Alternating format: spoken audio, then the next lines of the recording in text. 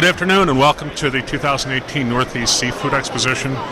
My name is Max Christensen, National Director of Marketing with Blue Star Foods. I'm here today with Susan Marks, Sustainability Director for the Alaskan Seafood Marketing Institute. Susan, thank you so much for joining us. Oh, my pleasure. Thank you for having me.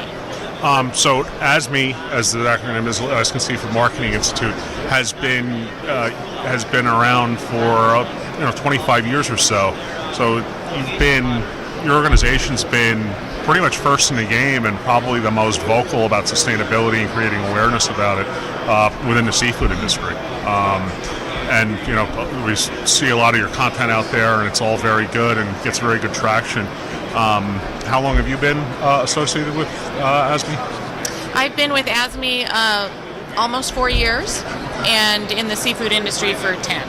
So expand a little bit on your background for us previous to that. Sure. My background, I started with the Marine Stewardship Council, and as the commercial manager, so helping them expand awareness and use of the MSC Eco Label certification for wild capture fisheries. And then from there, I moved on to Monterey Bay Aquarium Seafood Watch program, and I managed their business partnerships. So really about consulting with businesses and helping them drive towards more sustainable procurement policies, but also develop sustainability initiatives because, now almost everybody has a sustainability policy, but back then they didn't. So. Sure.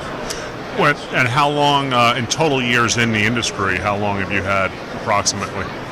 About 10. About 10. So you've seen from 10 years ago to today, you've seen an awful lot of progress within the awareness of sustainability. Yes, and not all of it. Some of it with resistance, right? Like, not everybody just jumped into the sandbox willingly. Absolutely. I think they were drugged there. Right. I think one of the major factors that pushed that was the Greenpeace retail report card. Okay. That was started in Europe, but when I first started working at MSC, I think that was the first year it came out, and not everybody was a fan of Greenpeace, and you still might not be, but you have to give them credit for what it did was rated the report, gave a report card for all the retailers, and they all failed the first year. Sure. And so, that's what prompted them to say, okay, we better start making some changes, and because the spotlight's now going to be on us. Absolutely. And so you've got a fantastic background in sustainability and working through programs and fishery improvement programs and wild caught initiatives. What would you say in the past 10 years? What would you say the biggest achievement that you've seen thus far, biggest accomplishment that you've realized? Just seeing it from an industry standpoint, the most progress the industry's made over the past 10 years. Is there one thing that sticks out in your mind? That one thing, that maybe a combination. I think the first things are that you've seen the industry respond to the need to do better, and they've done that by first, I think, making some sustainability commitments. By X year, we're going to source, only MSC certified on the wild side, and they've moved towards sourcing more certified and sustainable seafood, and made public commitments. And along the way they may have had to modify them. Like Walmart was a big retailer that made a commitment, and then they modified that commitment.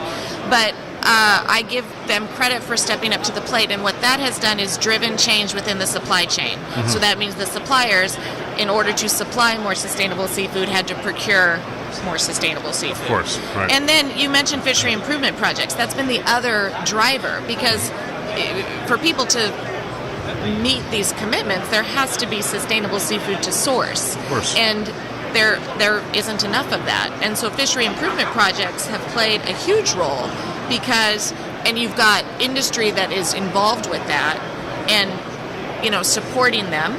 And so I think you've seen a lot more sustainable seafood come into the market through fishery improvement projects. Of course. And as a company, Blue Stars, we've been very vocal with regard to several global fishery improvement projects specific to blue swimming crab, and it's been a difficult road, but we've made tremendous progress, and the aligned partners have made significant progress in that. And our tagline is we're on the path to sustainability. as to your point, not everyone is sustainable. The industry's not sustainable yet, but we're all working together there. An interesting comment that came up from a previous guest was that, I had brought up the mindset of collaboration and cooperation between all industry affiliates and partners and companies coming together to make this come to the surface faster. I mean, what are your thoughts on that? Well, I think that's the third thing that has really taken an interesting journey the last 10 years. Sure. So you've got the non-governmental organizations, the NGOs, and there's a lot of them that work in this space. Monterey Bay Aquarium being a huge one. And I think at first industry was reticent to get on board because they were all painted with a broad brushstroke of being, extreme, like Greenpeace. But I think what I've seen is this collaboration between NGOs and industry, and through that collaboration, you've seen some great outcomes. But now I see the pendulum, just within the last few years, kind of swinging, and industry taking a more assertive role. Whereas when I started, they were really sort of, when they finally realized that in order to become more sustainable, they needed that sort of a partnership with an NGO. Again, fishery improvement projects are a great example because Sustainable Fisheries Partnership was one of the first that sort of drove this movement, but they knew they couldn't sustain it, and then in order for FIPS to continue moving, industry had to actually be the ones that sort of manage them. Sure. And so I think there's that shift where industry now isn't just sitting back following all the rules of the NGOs, but they're starting to make some of their own, and that assertiveness is refreshing. We are realizing within Blue Swimming Crab that it's imperative to have learn from data, record data properly, just like any other industry. We've seen several industries over the years outside of seafood become improved, become automated, and most of that's driven through data, and collecting that data, creating libraries from which to learn from, and then obviously forming hypotheses and kind of reenacting those events and looking for the outcomes and how to structure and be strategic in the outcomes. Have you experienced that within the majority of these programs? Data driven and learned, etc. Yeah, the first thing that comes to mind is when I was working with Monterey Bay Aquarium Seafood Watch program, and we would be, you had a retailer that made a commitment, so we would go to the supply chain and we would say, okay, where are you sourcing your seafood from? And it was amazing how many of them couldn't answer that question. I don't know where my mahi-mahi is coming from, or it's coming from Ecuador, but I don't know how it's caught. Sure. And so we had to go on a data capturing exercise journey, right? Sure. And SFP, actually, we worked closely with them so that we could map. You have to know where you're starting so that you know where you're going. Of course. And so that was a really eye-opening experience for many of the suppliers when they actually looked at their portfolio and realized that perhaps 2/3 of their seafood was red rated. And so data was very important in how we got to where we are today. You wouldn't be able to do that without data. Absolutely. From the consumer-facing standpoint, we talked briefly before we started, the interview. You'd done a really exceptional campaign through one of the shopper data apps or shopper, digital couponing apps, and your conversion rate was fantastic. The illustration of the sustainable message for Alaskan seafood was fantastic as well. Are you finding that consumers are getting more on the bandwagon of sustainability and responsibility? And it seems like you're gearing your content a lot towards that, and then has that shown an improvement for you as far as your lift and awareness and that type of thing within your initiatives? Sure. I mean, well, ASME's whole existence is based on how do we communicate with consumers and what will resonate with them to make them eat more seafood. And so we operate in 27 regions and 8 countries around the world. So that messaging is different depending upon which part of the world you're in. And sustainability has more or less traction depending upon where you are. Sure. So we have designed, but Alaska, I mean, built into our DNA is sustainability. You know, we were doing sustainability long before it was ever a buzzword. It's written in our Constitution. It's in the DNA of our fishermen, and so it really is the underlying foundation of all of our messaging.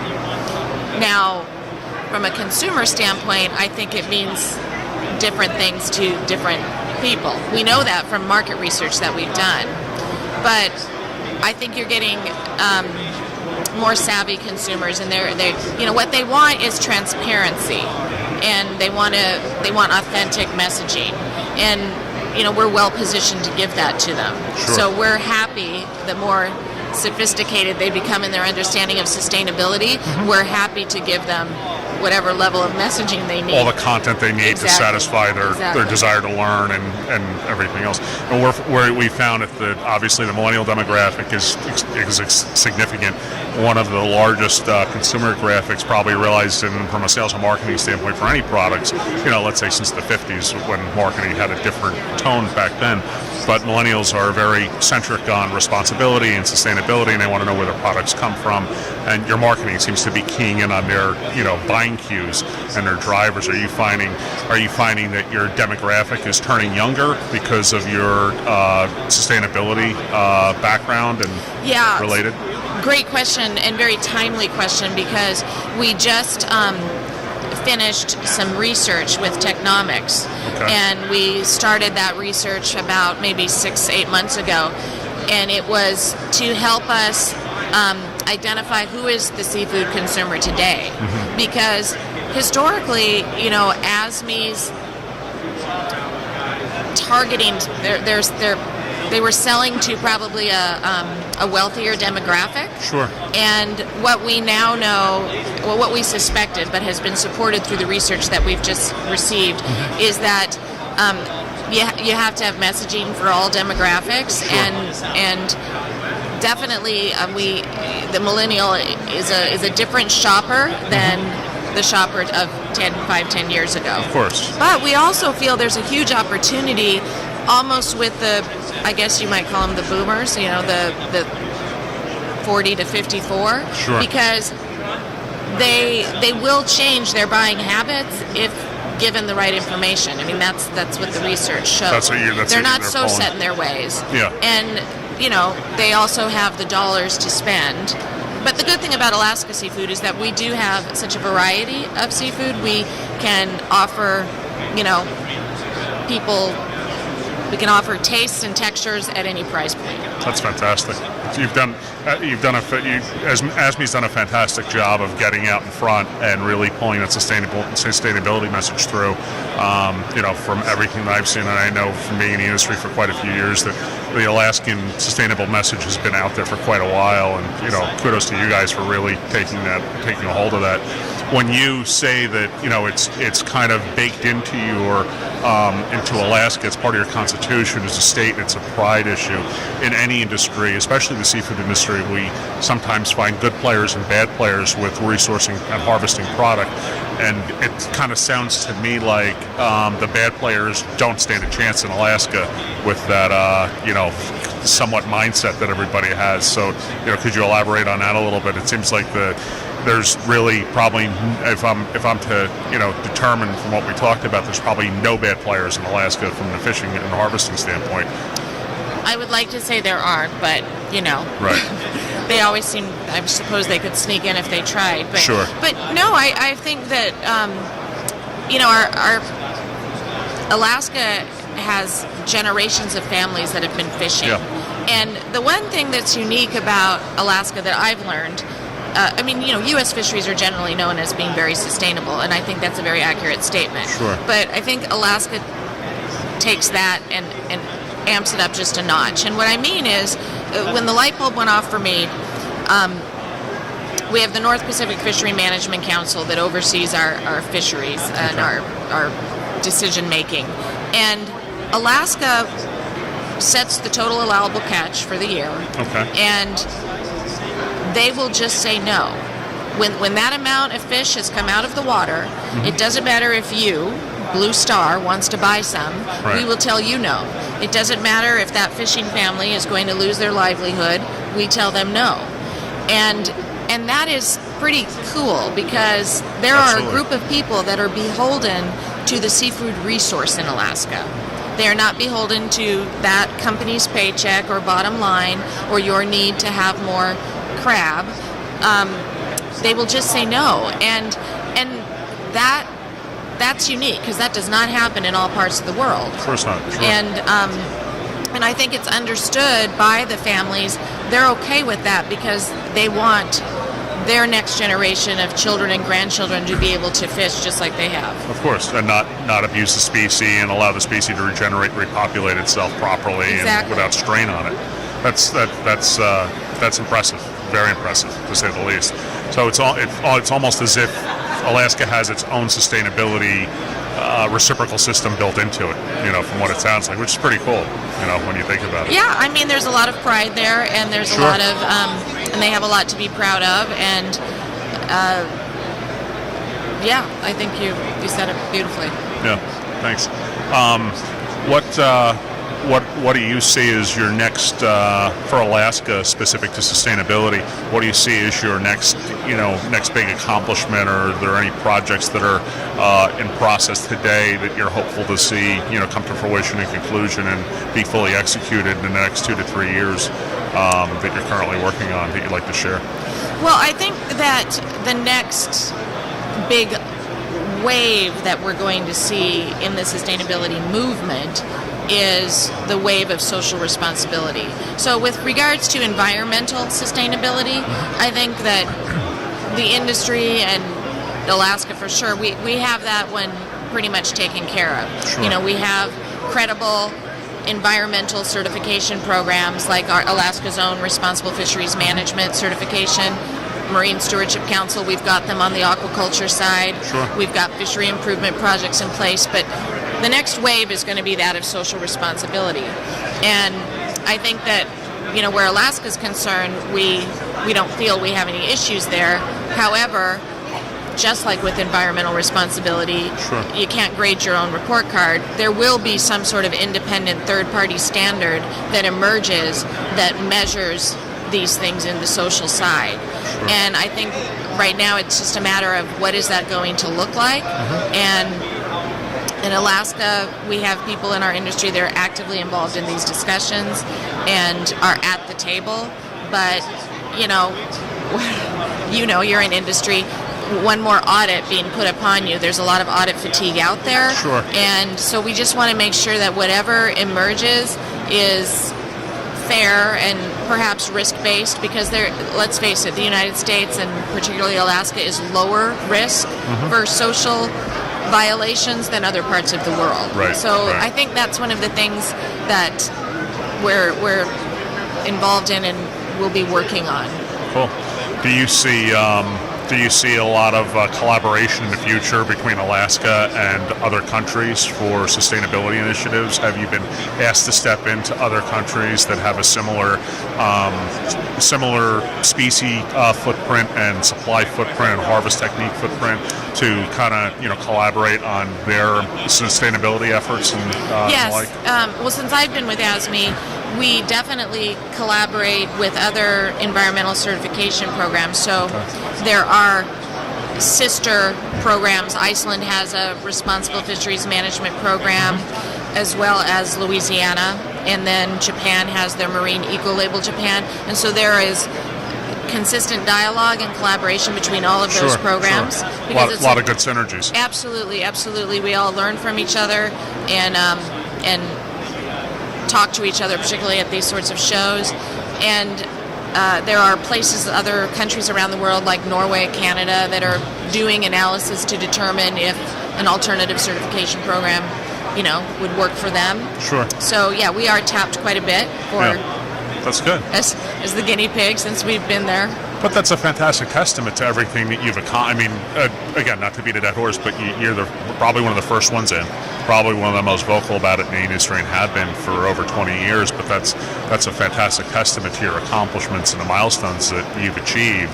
And if other people are coming to you, other countries globally are coming to you for information to learn how to better themselves within these initiatives. It's just really great work, on your organization's behalf. Thank you. They do great work, and they have a lot to be proud of. What would you say from your vantage point from on the consumer-facing side?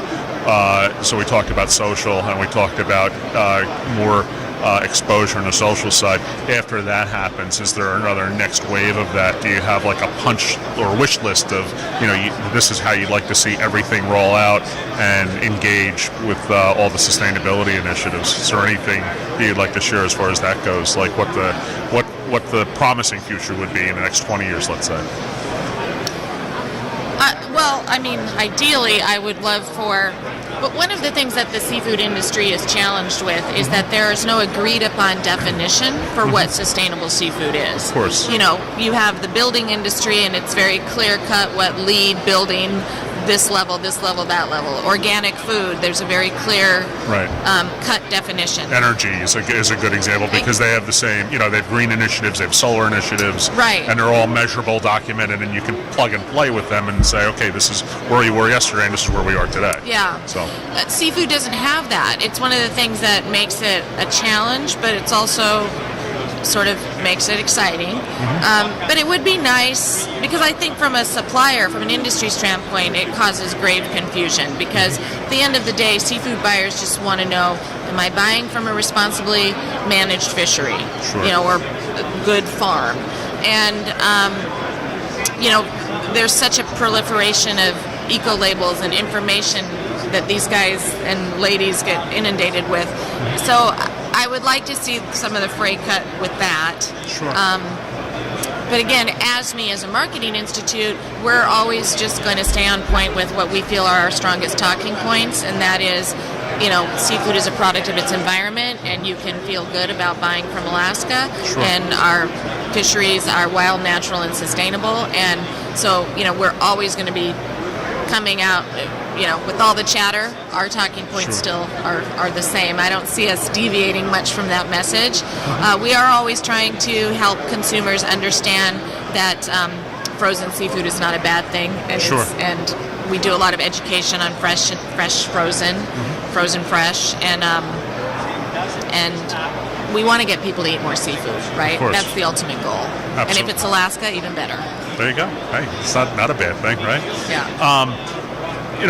When we look at the overall seafood economy on a global scale, going back to sustainability and traceability initiatives, what you've seen out there, not just within aligned species with Alaska, but in anything, let's say farm shrimp in in Asia or Latin America or other species, either farmed or aquaculture, what have you.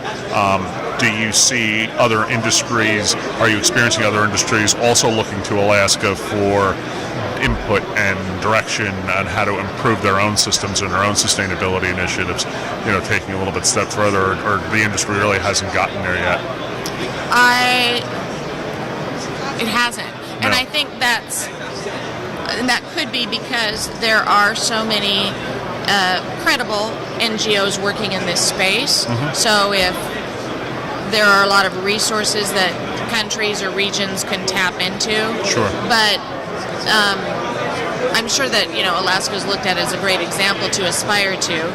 But that's a testament to, I think, our United States fisheries management system, going back to the Magnuson-Stevens Act. Right. And that really sort of sets the structure for, our regional fisheries management councils. At least a baseline from which to build upon, sure. Exactly. So I would say that, if you had somebody from maybe NOAA here, they would say they probably are tapped, I would imagine, by other parts of the world for how to manage their fisheries better. Sure.